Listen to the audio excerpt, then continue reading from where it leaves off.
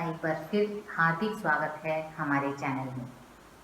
आज हम हिंदी के यशस्वी कहानीकार भीष्म साहनी जी की कहानी चीफ की दावत पर चर्चा करेंगे। जब भी बुजुर्गों पर हो रहे अत्याचार की बात सुनने को आती है, जब उन्हें अपना ही खून पराया समझकर उन पर अत्याचार करते हैं, तो दो कहानियाँ ऐसी हैं हिंदी साहित्य में जो भुलाए नहीं भूलती। एक तो है प्रेमचंद जी की बूढ़ी काकी और दूसरी भीष्म साहनी जी की चीफ की दावत। तो आज हम चर्चा कर रहे हैं भीष्म साहनी जी की चीफ की दावत कहानी पर।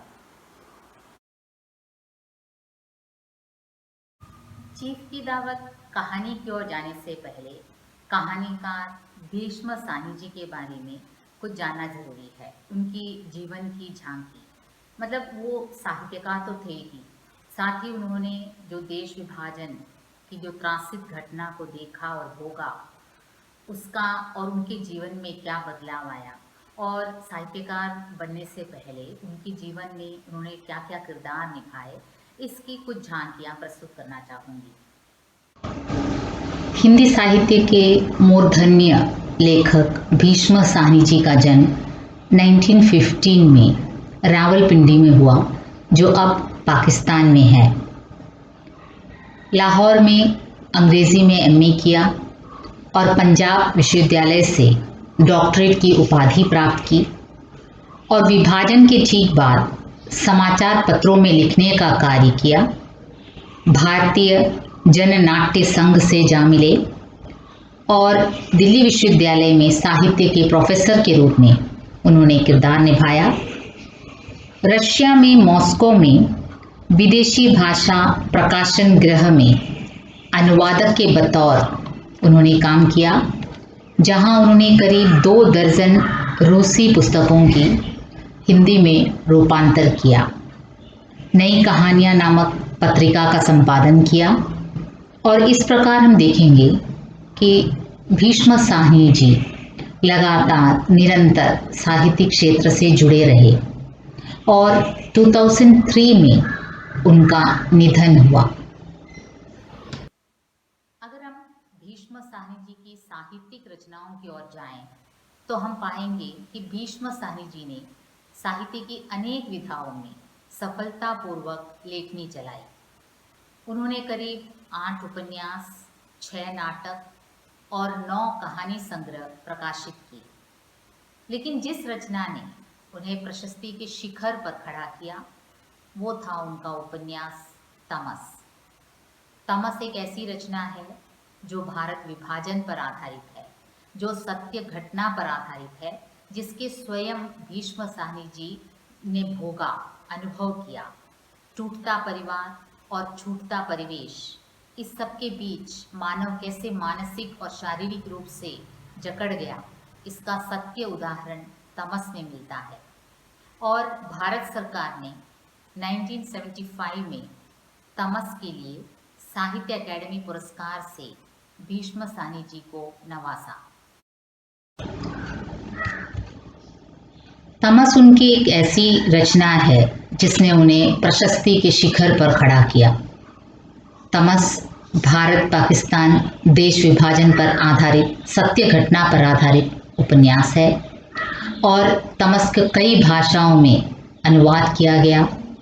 गोविंद निहालनी ने इसे टेलीविज़न फिल्म के रूप में रूपांतर किया, और 1975 में भारत सरकार ने तमस के लिए भीष्म साहनी को साहित्य अकादमी पुरस्कार से नवाजा।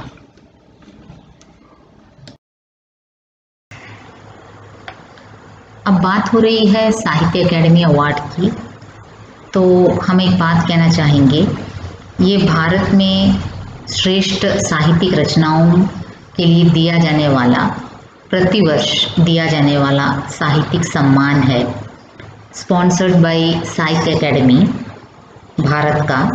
1954 से इस प्रकार भारत के सभी प्रमुख भाषाओं के रचनाकारों को ये अवार्ड दिया जाता है, और सम्मान के रूप में एक मेमेंटो दिया जाता है, और जो आप देख रहे हैं, और 1 लाख रुपए का इनाम दिया जाता है। ये जो मोमेंटो आप देख रहे हैं ये हिंदी के यशस्वी फिल्म मेकर सत्यजीत रे जी ने इसका डिज़ाइन किया है। पहले ये मार्बल में किया जाता था, लेकिन वो बहुत भारी होने के कारण बाद में इसे इस प्रकार मेटेरियल में दिया जाता है। भारत सरकार ने भीष्म साहनी जी को पद्म भूषण से भी पुरस्कृत किया और 2017 में उनके सम्मान हेतु भारतीय पोस्टल स्टैम्प भी भीष्म साहनी जी के नाम में निकाला गया। 2017 में भारत सरकार ने भीष्म साहनी के सम्मान में पोस्टल स्टैम्प निकाला। अब आते हैं चीफ की दावत कहानी की ओर। कहानी का केंद्रीय किरदार निभाते हैं मिस्टर श्यामनाथ। इसका मेन कैरेक्टर मिस्टर श्यामनाथ है। वो एक मध्यवर्गीय समाज में रहता है, मध्यवर्गीय परिवार का है, जो नौकरी में लगा हुआ है और नौकरी में तरक्की चाहता है। बहुत ही महत्वाकांक्षी है। वो चाहता है कि वो और तरक्की करे और इसलिए वो चापलूसी करना चाहता है अपनी बॉस का, अपनी अमेरिकन बॉस को, उसकी पत्नी को और अन्य देसी अफसरों को अपने घर एक दावत के लिए बुलाता है। दावत मतलब पार्टी।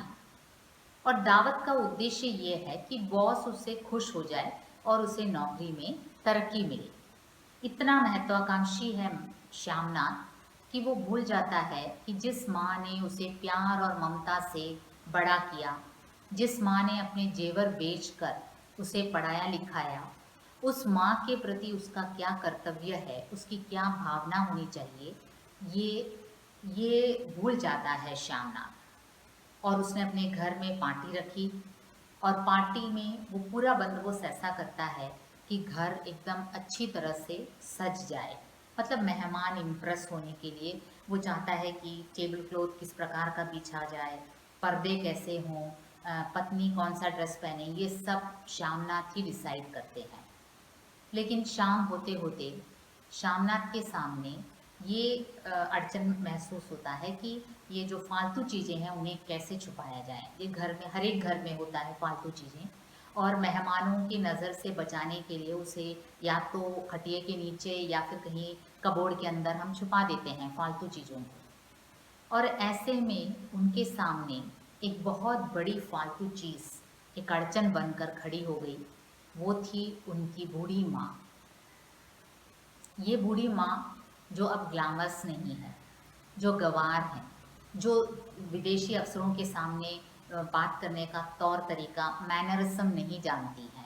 देखिए, ये कहानी 1950s में प्रकाशित हुई, मतलब इंडिपेंडेंस के ठीक बाद, थोड़े सालों बाद। उन दिनों भी ऐसी मानसिकता आदमी के अंदर था। ये भीष्म साहनी जी की ये कहानी जाहिर करती है कि पढ़ लिख कर आदमी कुछ बन जाता है तो अपना जड़ों को भूल जाता है, कैसे वो इस तरह यहाँ पहुँचा। और ये श्यामनाथ के मन में ये माँ एक बहुत बड़ी अड़चन बन जाती है। अब देखते हैं बूढ़ी माँ की अवस्था क्या है। इस कहानी की एक दूसरी प्रमुख किरदार निभाती है बूढ़ी माँ।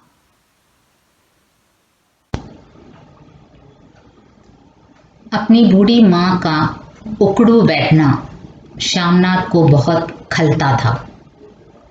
उसे सख्त परहेज था माँ का इस तरह उकड़ू बैठना, कुर्सी पर दोनों पाँव को उठाकर बैठना।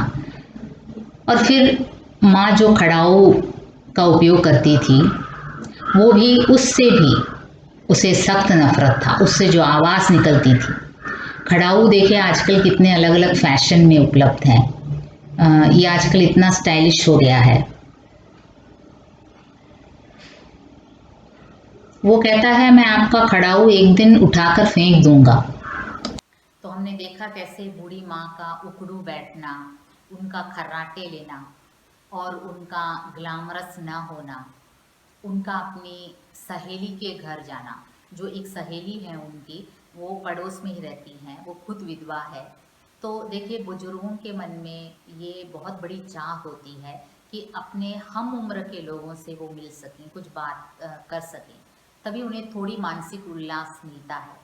और श्यामनाथ इतना स्वार्थी है कि वो इतना हृदय शून्य है वो कि उसने ऐसा बंदोबस्त कर रखा था कि किसी भी हालत में वो पड़ोस वाली जो विधवा है, उनकी माँ की जो मित्र है, वो यहाँ ना आ सके और ना यहाँ से बूढ़ी माँ वहाँ जा सके। देखिए उन दिनों आज के जैसे व्हाट्सएप और फ़ोन कुछ भी नहीं था, और थोड़ा सा मानसिक उल्लास यदि माँ को मिलता था तो उस बूढ़ी विधवा से बात करके, लेकिन श्यामनाथ ने उसका भी पूरा रास्ता बंद कर दिया था। और पार्टी होती है और पार्टी में ड्रिंक्स सर्व किया जाता है।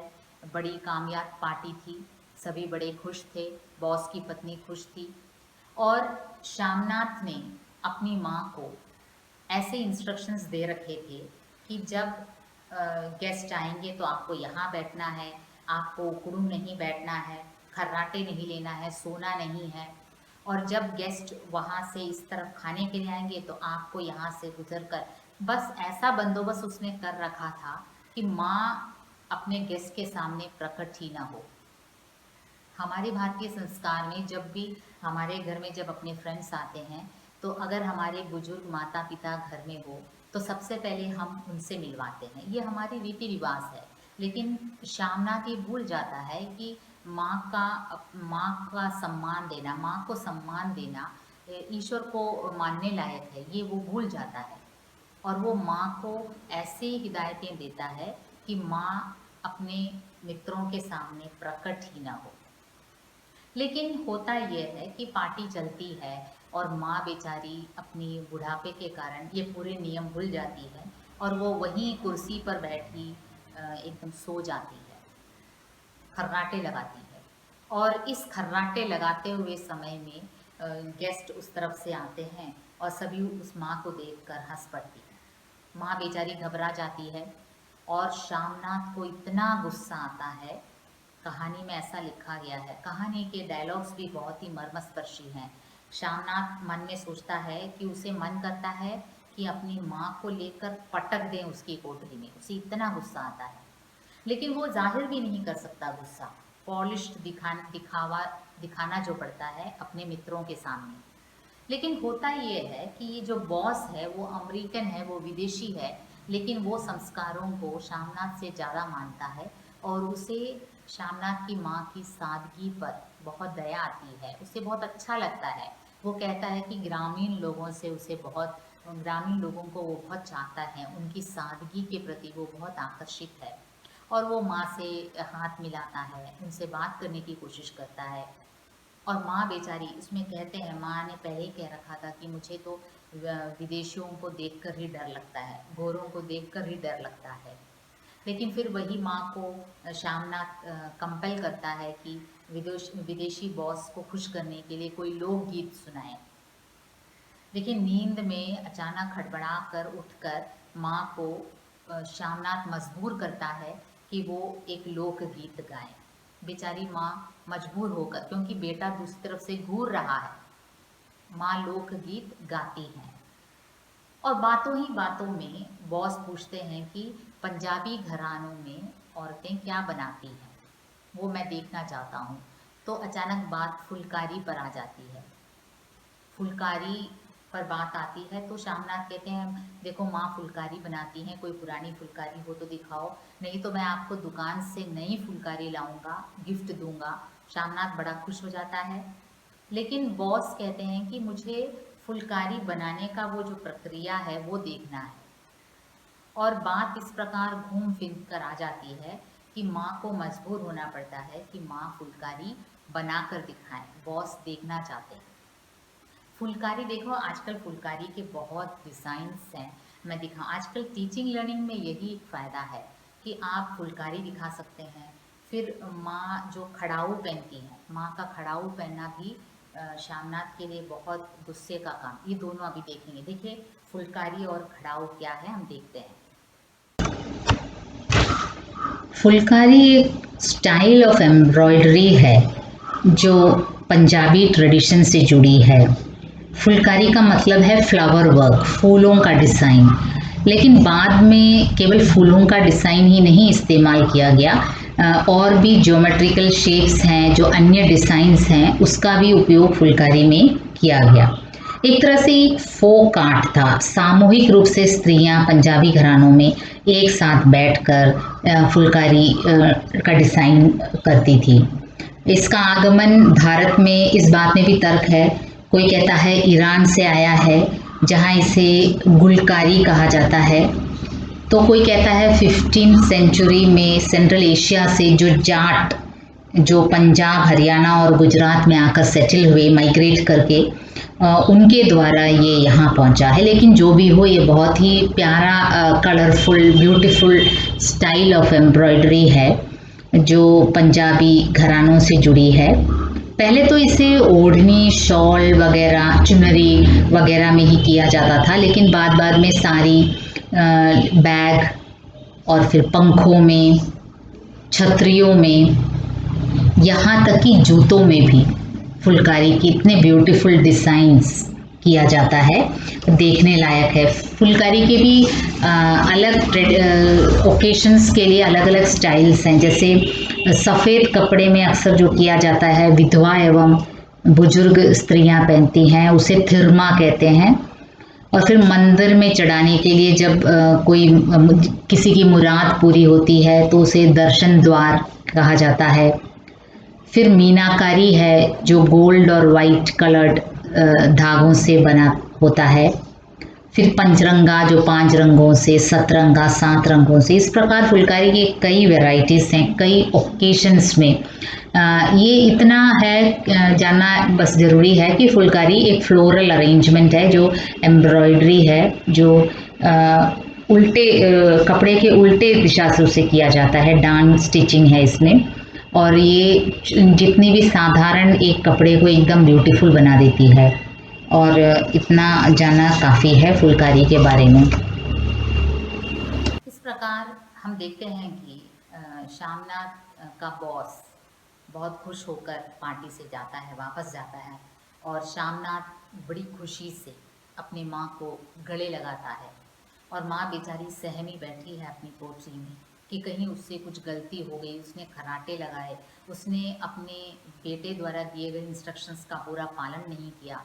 वो एकदम डर सहम कर बैठती है और वो मन में ये निर्णय लेती है कि वो अपने बेटे से कहेगी कि उसे हरिद्वार भेज दे, क्योंकि उसने जो जीवन जीना है जी लिया। वो अब अपने आखिरी दम तक अपने ईश्वर के साथ बिताना चाहती है। लेकिन श्यामनाथ इस बात को सुनकर एकदम गुस्सा हो जाता है। इसलिए नहीं कि उसे पश्चाताप होता है, उसने अपने माँ के प्रति जो व्यवहार किया, उसे अपनी माँ के प्रति किए गए व्यवहार पर कोई पश्चाताप नहीं है। उसे मन में ये लगा रहता है कि अगर माँ चली गई तो फुलकारी कौन बनाएगा, और वो माँ को फिर मजबूर करता है कि वो फुलकारी बनाए और हरिद्वार ना जाए। और बेचारी माँ अपनी ममता के सामने, माएँ होती ही ऐसी हैं, अपनों द्वारा कितना भी तिरस्कार किया जाने पर भी वो बेचारी जब सुनती है कि अपने फुलकारी बनाने से उसके बेटे की तरक्की होगी तो वो मान जाती है। हालांकि उसकी नज़रें कमज़ोर हैं, वो कहती हैं कि मेरी आंखें अब फुलकारी बनाने लायक नहीं हैं, फिर भी वो मान जाती है अपने बेटे के लिए। तो ये कहानी है श्यामनाथ की कहानी, जो मध्यवर्गीय समाज के खोखलेपन को दिखाती है। तो यही है भीष्म साहनी जी की प्रसिद्ध कहानी चीफ की दावत. അപ്പോൾ ഭീഷ്മസാനി ഹിന്ദി സാഹിത്യത്തിലെ ഒരു പ്രശസ്തനായ എഴുത്തുകാരനായിരുന്നു. 1915 ജനിച്ചു, 2003 അദ്ദേഹം മരണപ്പെട്ടു. ഈ കാലയളവിൽ അദ്ദേഹം 8 നോവൽ, 6 നാടകങ്ങൾ, 9 സ്റ്റോറി കളക്ഷൻസ് ഇത്രയും അദ്ദേഹത്തിൻ്റെ പ്രസിദ്ധീകരിച്ചിട്ടുണ്ട്. അതിൽ തന്നെ അദ്ദേഹത്തിൻ്റെ നോവൽ തമസാണ് അദ്ദേഹത്തിനെ ഏറ്റവും ഫേമസ് ആക്കിയത്. തമസ് ഇന്ത്യ പാർട്ടീഷൻ, ഇന്ത്യ പാകിസ്ഥാൻ, ആ ഒരു പാർട്ടീഷനെ ബേസ് ചെയ്ത് ഒരു സിറ്റുവേഷനെ ബേസ് ചെയ്ത ഒരു നോവലാണ് തമസ്. ഇപ്പം തമസിന് വേണ്ടിയാണ് അദ്ദേഹത്തിന് സാഹിത്യ അക്കാദമി പുരസ്കാർ 1975 കിട്ടിയത്. 2017 ഇന്ത്യ ഗവൺമെൻറ് ഒരു പോസ്റ്റൽ സ്റ്റാമ്പ് ഇറക്കി. അപ്പോൾ ഈ സ്റ്റോറി ചീഫ് കി ദാവത്ത് ഒരു മിഡിൽ ക്ലാസ് മനുഷ്യരുടെ സ്വാർത്ഥത, എങ്ങനെ ജോലിയിൽ വലിയ ഉന്നതി നേടണം, പദവി നേടണം, അതിന് സ്വന്തം വന്ന വഴി മറക്കുന്ന മിഡിൽ ക്ലാസ് വ്യക്തിയുടെ പ്രതീകമാണ് മിസ്റ്റർ ശ്യാംനാഥ്. അയാൾ വീട്ടിലൊരു പാർട്ടി അറേഞ്ച് ചെയ്യുന്നതും ആ പാർട്ടിയിൽ അമേരിക്കൻ ബോസിനെ വിളിക്കുന്നതും ആ പാർട്ടിക്ക് വേണ്ടി വീട് ഒരുക്കുമ്പം സകല വസ്തുക്കളെല്ലാം ഒതുക്കി വെക്കുമ്പം അവസാനം ഏറ്റവും വേസ്റ്റ് സാധനങ്ങൾ ഒതുക്കുന്ന സമയത്ത് തൻ്റെ അമ്മ, തൻ്റെ പ്രായമായ അമ്മ ഏറ്റവും വലിയ ഒരു വേസ്റ്റായിട്ട് ശ്യാംനാഥിന് തോന്നുകയും ചെയ്യുന്നു. അപ്പം അദ്ദേഹം ആഗ്രഹിക്കുന്നത് അദ്ദേഹത്തിൻ്റെ സുഹൃത്തുക്കൾ വരുമ്പോൾ ഈ അമ്മ ഒരിക്കലും പ്രത്യക്ഷപ്പെടരുത്. അമ്മ ഇല്ലിട്രേറ്റ് ആണ്, എഴുത്തും വായന അറിയില്ല. അപ്പോൾ ഈ ഓഫീസേഴ്സിൻ്റെ അടുത്ത് സംസാരിക്കാനൊന്നും അമ്മയ്ക്ക് അറിയില്ല. പിന്നെ അമ്മ കാണാൻ ഗ്ലാമറസ് അല്ല. ഈ വക കാര്യങ്ങൾ കൊണ്ട് എങ്കിൽ ഈ അമ്മ തൻ്റെ എല്ലാ ആഭരണങ്ങളും വിറ്റിട്ടാണ് ഈ മകനെ പഠിപ്പിച്ച് വലുതാക്കിയത്. അപ്പോൾ ഇത് 1950s എഴുതിയ ഒരു സ്റ്റോറിയാണ്. നോക്കൂ, അന്നും മനുഷ്യരിങ്ങനെ സ്വാർത്ഥത ഇന്ത്യയിൽ ഫാമിലീസ് കാണിച്ചിരുന്നു എന്നുള്ളതാണ്. ഇന്നും അത് പലയിടത്തും നടക്കുന്നു. അപ്പോൾ സ്വന്തം വീട്ടിൽ സ്വന്തം രക്തത്തിൽ പിറന്ന മകൻ, മരുമകൾ, അവർ ഇങ്ങനെ നമ്മളെ ഒരു പാഴ് വസ്തുവായിട്ട് കാണുന്ന ഒരു സിറ്റുവേഷനാണ് ചീഫ് കി ദാവത് കഹാനി. പക്ഷേ ഇതിൽ ഈ അമ്മ അവസാനം ഈ മകൻ്റെ ഉന്നതിക്ക് വേണ്ടി ഫുൽക്കാരി നമ്മൾ കണ്ടു നേരത്തെ, ഫുൽക്കാരി ഉണ്ടാക്കാൻ അവർ സമ്മതിക്കുകയാണ്. അവർക്ക് കണ്ണിന് കാഴ്ച കുറവാണെങ്കിലും ഫുൽക്കാരി ഉണ്ടാക്കാൻ മാത്രമുള്ള കാഴ്ച അവശേഷിക്കുന്നില്ല എങ്കിലും അവർ മകന് വേണ്ടി അത് സമ്മതിക്കുകയാണ്. അപ്പോൾ അമ്മയുടെ സുഹൃത്ത്, തൊട്ടടുത്ത വീട്ടിലെ ഒരു പ്രായം ചെന്ന ഇതേപോലത്തെ സ്ത്രീ, വിധവയായ സ്ത്രീ, ഇവിടെ അവരോട് മിണ്ടാനുള്ള സൗകര്യം പോലും ഈ മകൻ ഒരുക്കി കൊടുക്കത്തില്ല. അപ്പോൾ എല്ലാ രീതിയിലും നമ്മൾ നോക്കുമ്പം മിഡിൽ ക്ലാസ് വ്യക്തി ഹൈ ക്ലാസ് ആവാനുള്ള ഒരു തന്ത്രപ്പാടിൽ എങ്ങനെയെങ്കിലും ഹൈ പൊസിഷനിലെത്തണം, അതിനെ തൻ്റെ വന്ന വഴി മറക്കുന്ന ഒരു വ്യക്തിയായിട്ടാണ് അതിലെ മെയിൻ ക്യാരക്ടറാണ് ഈ മിസ്റ്റർ ശ്യാംനാഥ്. അപ്പോൾ അതാണ് നമ്മുടെ സ്റ്റോറിയുടെ ഒരു സമ്മപ്പ്. അപ്പം നിങ്ങൾ ദയവേത് സബ്സ്ക്രൈബ് ചെയ്യുക. Stay tuned.